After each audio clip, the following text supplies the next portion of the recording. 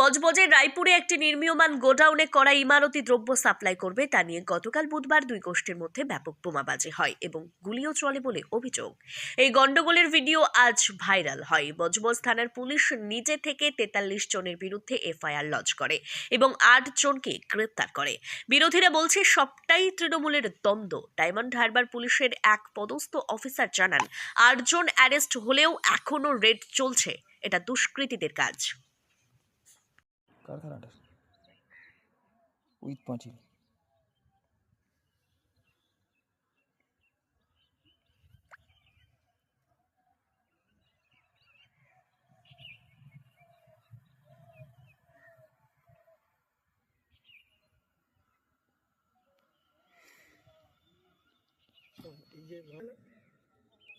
মাথা থেকে যাও কেন আসবে কেন কেন আসবে কেন কেন